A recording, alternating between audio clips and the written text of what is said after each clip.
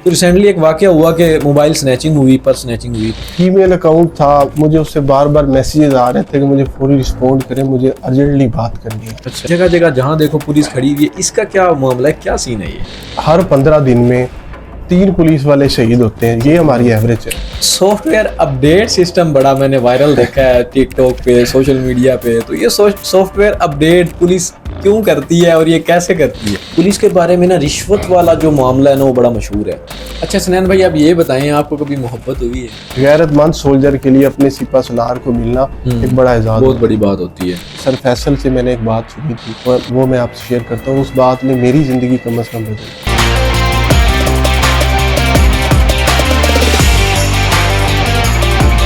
जी अस्सलाम वालेकुम। आज हमारे साथ मौजूद हैं हसनैन वाला साहब, जो कि बहुत ज़्यादा आपको पता है कि फेम उनको मिली हुई है माशाल्लाह सोशल मीडिया के ऊपर, और बहुत एक्टिव पर्सन हैं पुलिस के अंदर। ठीक है, तो मैं खुद इनका बहुत बड़ा फ़ैन हूँ।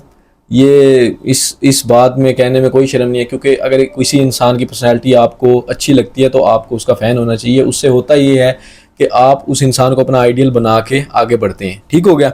तो मैंने इनको इस वजह से बुलाया क्योंकि बहुत सारे लोगों की रिक्वेस्ट आ रही थी कि पुलिस से रिलेटेड कोई इंटरव्यू किया जाए। ठीक है, तो अस्सलाम वालेकुम हसनैन भाई, कैसे हैं आप? वालेकुम सलाम गौर भाई, सबसे पहले तो आपका बहुत बहुत शुक्रिया।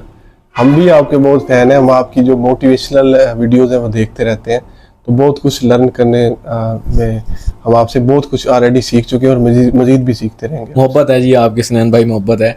अच्छा, ये तो आज़ी होती है इंसान की। अच्छा हसनैन भाई, हमारी जो ऑडियंस है उनकी तरफ से पहला आपसे क्वेश्चन ये है कि आपने पुलिस ही क्यों ज्वाइन की और कैसे की, और अगर कोई पुलिस ज्वाइन करना चाहे तो उसको क्या करना पड़ेगा, मतलब वो कैसे करे?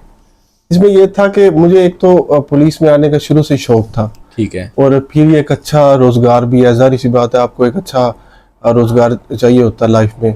और इसके अलावा ये एक बेहतरीन प्लेटफार्म था जिस पे आप रह के लोगों की खिदमत कर सकते हैं। मैं शुरू से ही ज़रा सोशल टाइप का बंदा हूँ, तो ये एक ऐसा प्लेटफार्म है, आप यकीन करें, अगर आप अच्छी नीयत के साथ सर्व करते हैं ना, तो इधर कदम कदम पे आपको जन्नत मिलेगी। तो आप इधर रह के लोगों को सर्व भी कर सकते हो, बेहतर रोज़गार भी है और बेहतरीन पहचान भी बन जाती। तो इसलिए मैं पुलिस में आया। और जहाँ तक इस बात का तल्लक है कि कोई कैसे आ सकता है, तो वो आजकल तो बड़ा इजी है।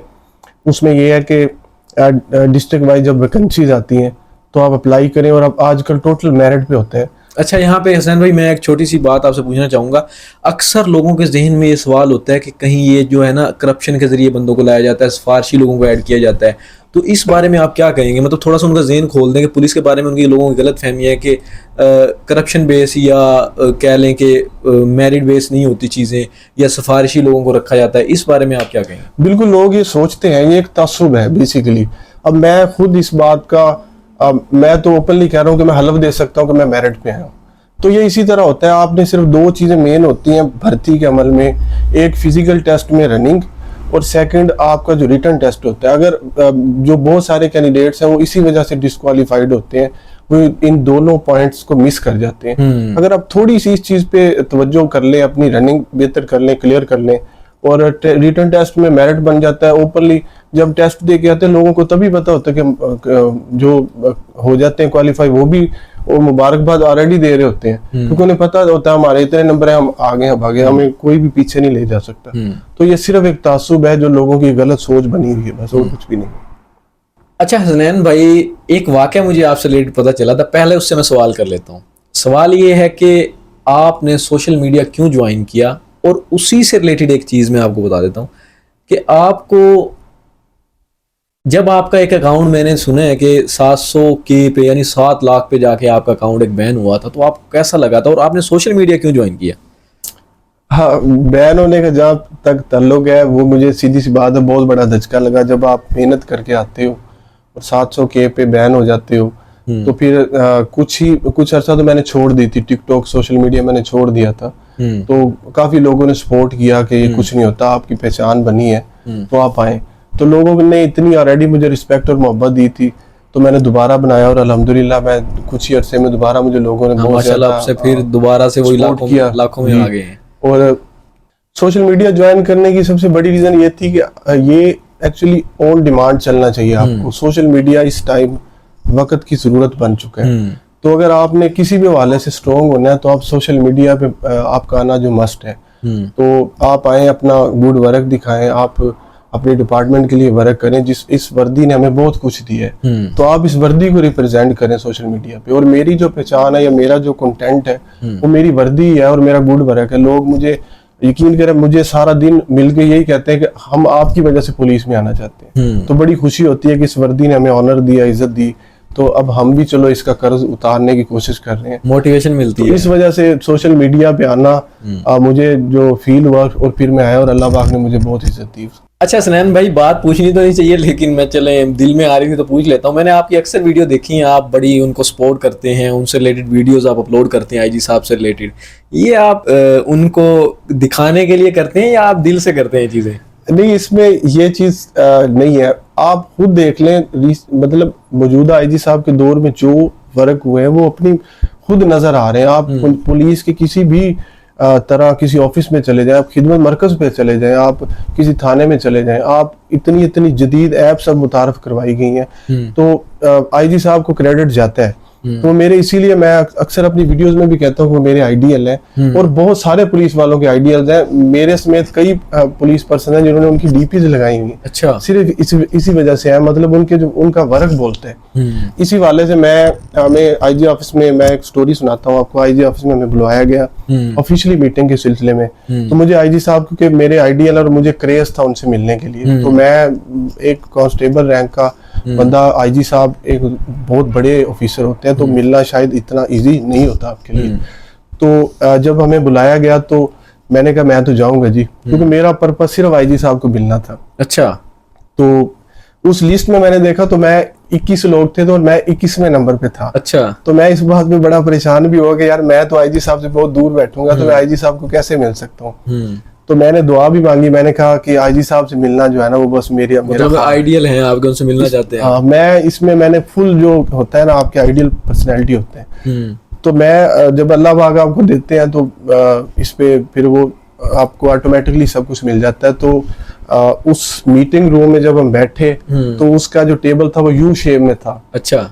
तो मैं 21वें नंबर वाला बंदा जो था वो घूम के वही आईजी साहब की एंड वाली साइड से पहले नंबर पे हो गया। अच्छा।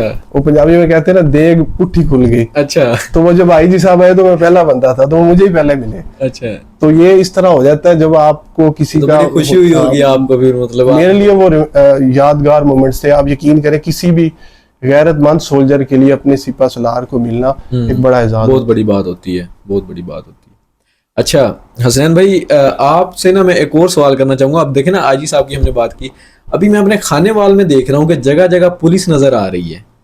तो ये जब से हमारे न्यू डीपीओ आए हैं खानेवाल के अंदर, इस्माइल खाड़क साहब, मुझे तब से चीज नजर आ रही है कि जगह जगह जहां देखो पुलिस खड़ी हुई है। इसका क्या मामला है, क्या सीन है ये एक्चुअली जब कोई भी नए ऑफिसर पोस्टेड होते हैं तो उनकी अपनी पॉलिसीज होती हैं। तो इस्माइल खाड़क साहब रिसेंटली पोस्टेड हुए खानेवाल में, तो उनकी पॉलिसीज में एक पॉलिसी ये भी है कि पुलिस आवाम को नजर आए और आवाम देख के अपने आप को सेफ फील करें। आप किसी भी रोड पे खानेवाल में रात को निकल जाएं, आपको हर चौक पे, हर रोड पे, इवन यहाँ तक कि हमारी पेट्रोलिंग मोटरवे पे भी लगी हुई है।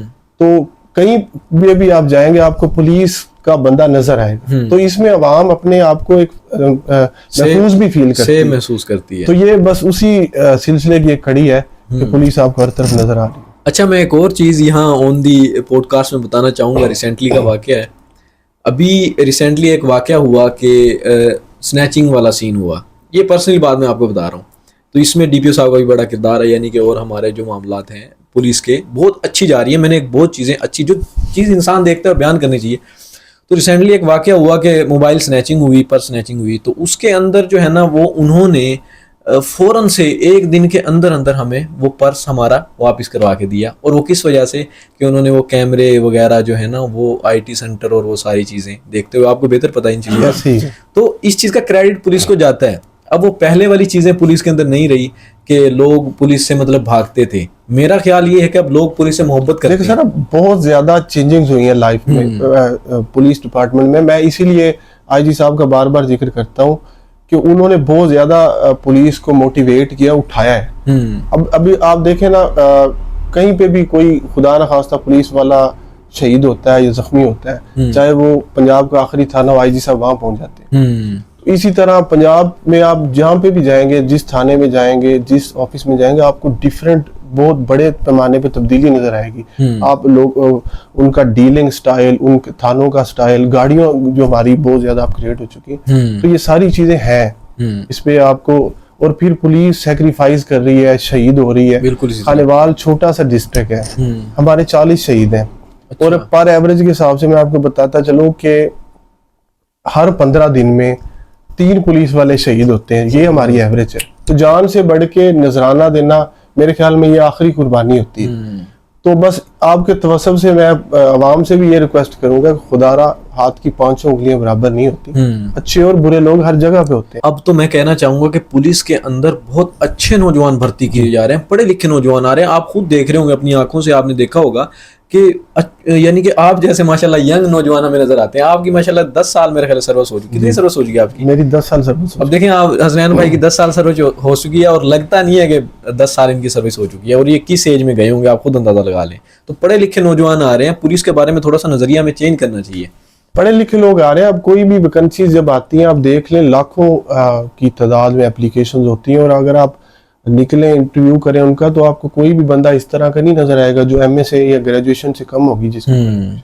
सारे पढ़े लिखे लोग आ रहे हैं। पुलिस शहीद हो रही है, जख्मी हो रही है, हम लोग दिन रात ड्यूटियां कर रहे हैं। तो थोड़ा सा बस पब्लिक को अप्रिशिएट करने की जरूरत है मेरे ख्याल में। थोड़ा सा मतलब कम मिलती है अब देखने को, बस वो थोड़ी सी और हो जाए तो और भी बेहतरी आएगी। इंशाल्लाह हो जाएगी। ये चीजें काफी हद तक हमें उस तरफ लेके जाएंगी कि हम रिस्पेक्ट हम तो करते हैं, बहुत से लोग करते हैं, बल्कि आपको इस चीज़ें देखने को मिलती हैं। बल्कि कमेंट में भी आपको ये चीज़ देखने को मिलेगी कि हमारी जो अवाम है वो पुलिस से मोहब्बत करती है। किसी हद तक लोगों के नज़रियात हैं वो पुराने हैं, वो चेंज हो जाएंगे, वो मसला नहीं है। अच्छा हसनैन भाई, मैं आपसे थोड़ा सा पर्सनल क्वेश्चन करने लगा हूँ।